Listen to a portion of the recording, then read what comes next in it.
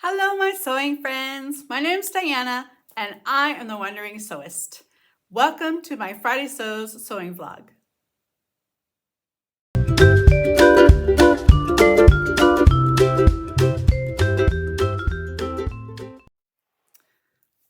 Welcome to my channel, The Wandering Sewist, where I talk about my sewing journey in different countries where I live around the world. So right now I'm living in the Czech Republic in Prague. So most of my vlogs are based upon what it's like to live in Central Europe and try to source the stuff that I need, fabric, patterns, notions, and the things that I'm making. So Friday Sews is a hashtag that was started by Jen from Today in Jen's Sewing Room. And it's where we talk a little bit about sewing and a little bit about life. And every week, Jen posts a question for us to discuss down in the comments. So I'm going to ask you a question and we are going to give you my answer and then we'll discuss it down in the comments. So this week, Jen has left the question up to us. We get to choose whatever we want to ask you. So my question for you is, have you started changing over your sewing from winter sewing to spring sewing? My answer is yes, I have. I've stopped making winter type things, and my latest two projects were both spring/summer type projects for my husband. I made the Know Me 2035. It's a polo shirt for my husband with short sleeves. So I have started my spring/summer sewing. So what have you done? Have you started switching over from sewing your cozy, warm things to something a little more cool? Let me know down in the comments below. Please take a moment to hit the subscribe button if you haven't yet. Please give my video a thumbs up if you like this kind of content. And feel free to comment below and let's get to know each other down in the comments. I started my YouTube channel in order to have a community of like-minded people that I could visit with. And so it's really awesome when you take a moment to comment, and I'm very quick to answer back most of the time because to be honest, I don't really get that many comments. So I would appreciate you reaching out and taking a second to give me some feedback. So first up in hashtag Friday Sews is, what have I been doing in the sewing room? So first off, I finished the second version of my Know Me 2035 for my husband in this gray cotton rib knit jersey. And for the most part, it came up very nice. I really like it. It looks very nice on him. I did make a couple mistakes that you can't really notice. There's a couple of tucks in the under collar that won't show up because the collar will be down. And I had a big problem with this buttonhole here. So I had 3 tries at that buttonhole. I put it in 3 times and I ripped it out 3 times because it didn't work any of those 3 times. So I was not willing to make a 4th attempt at ripping out a buttonhole.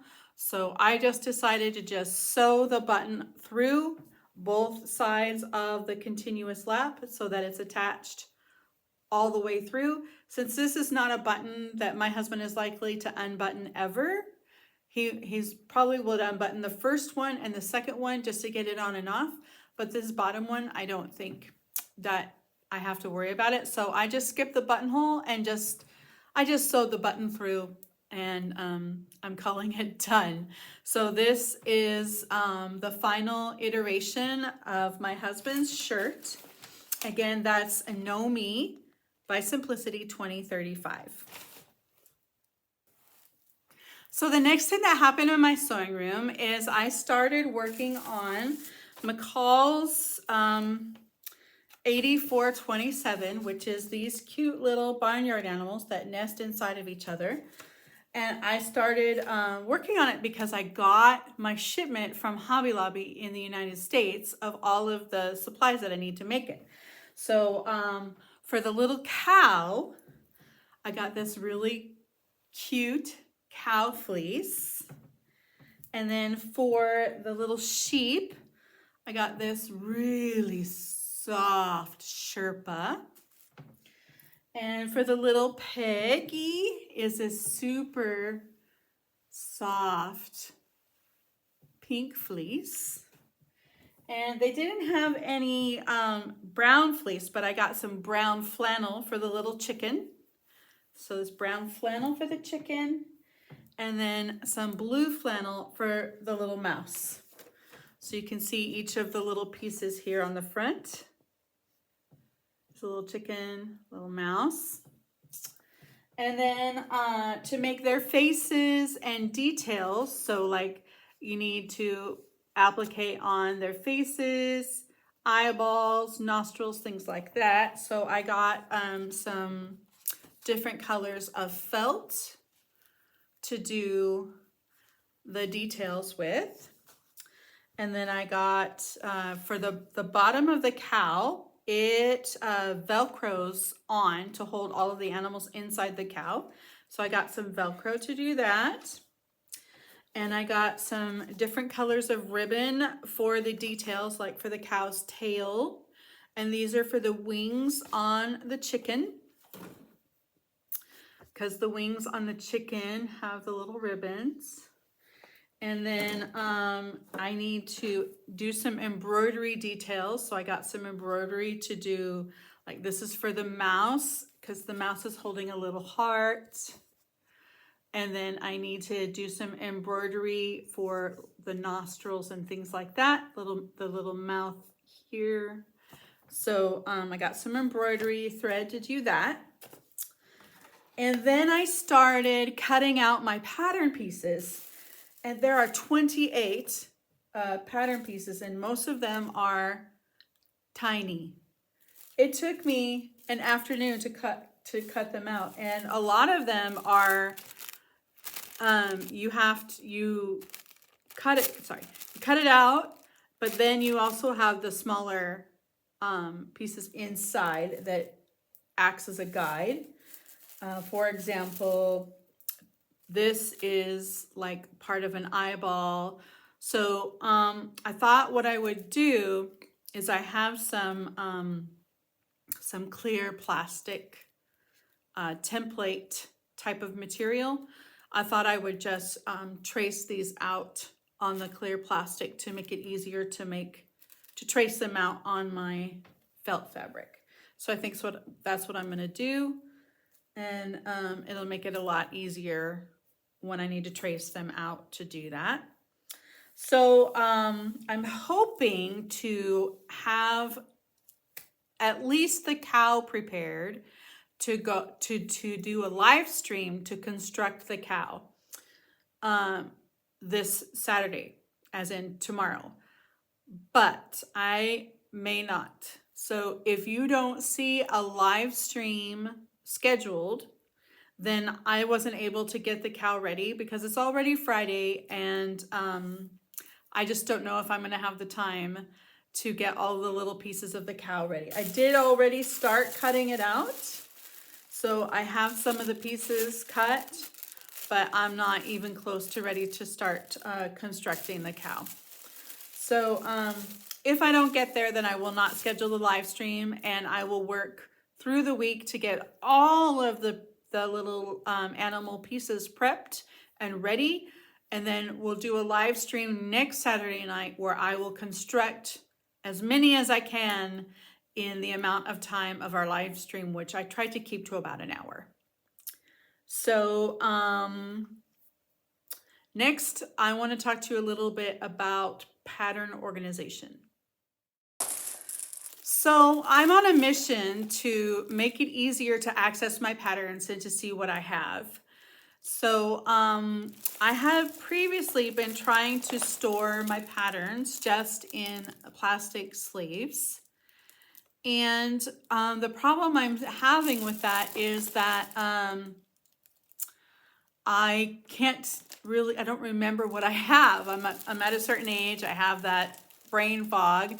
So I think what I'm gonna do is I'm going to take the cover sheet from each of my patterns out of the envelope, and I'm going to label the envelope with the pattern with a Sharpie, the pattern name or number.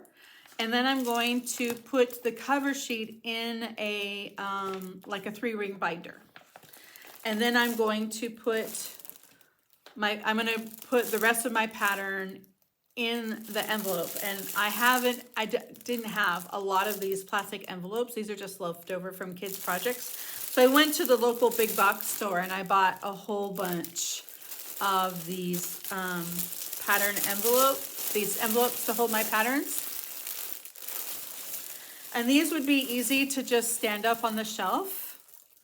And then if I organize them by like pattern company, or and then by number when it comes to the big 4. And then in my 3-ring binder, I will have tabs separating pattern companies, and then by type of clothing, so that I can see the cover sheet in the 3-ring binder, and then I can go to my shelf, to the spot where those are stored, and grab the pattern out.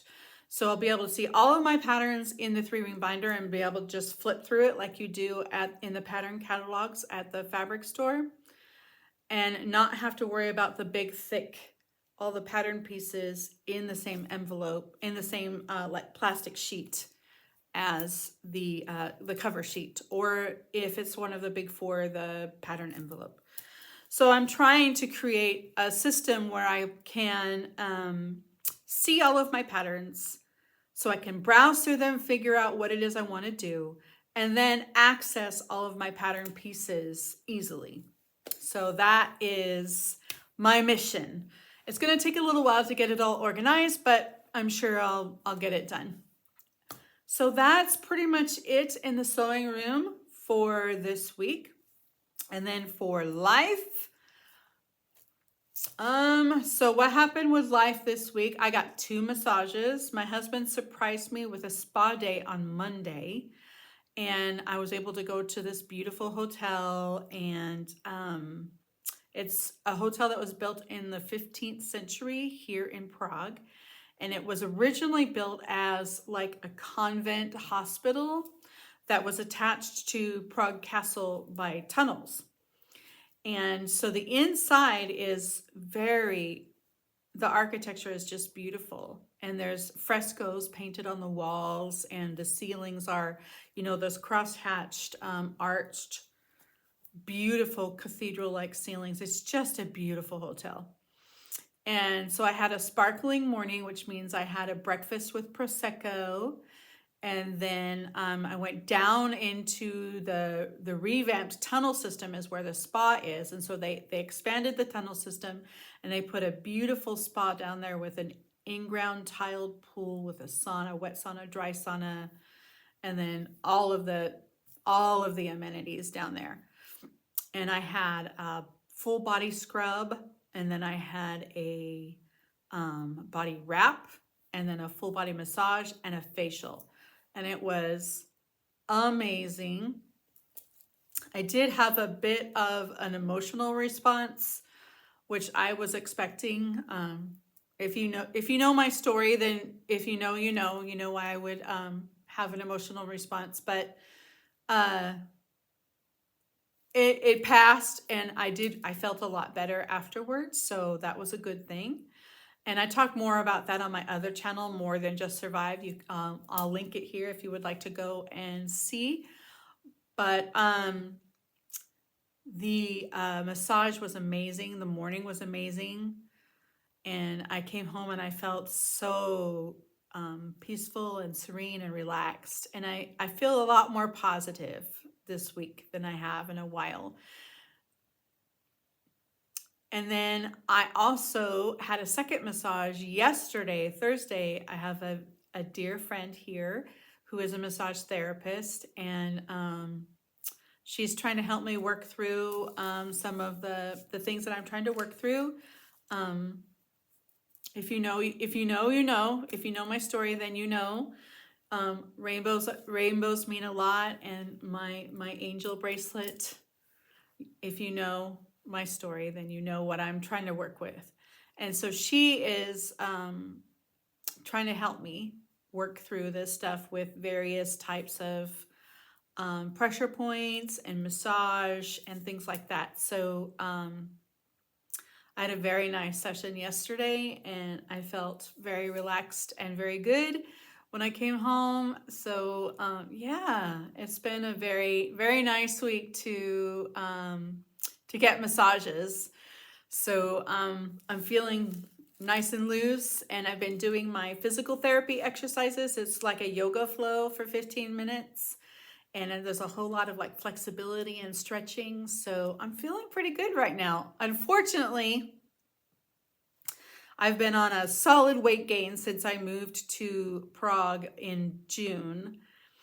And I haven't quite figured out why, other than that my medications, the doctors here have changed out all of my medications from what I had in South Africa.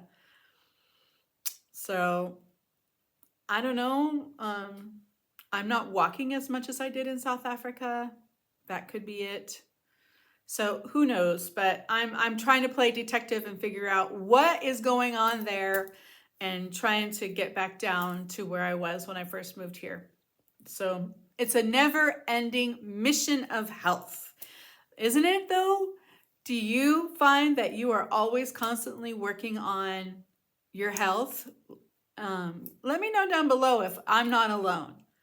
I hope I'm not alone. I'm constantly working on my physical health, my mental health, emotional health, spiritual health. Are you on the same type of mission? Let's talk about it down in the comments below. So that's it from me from the sewing room.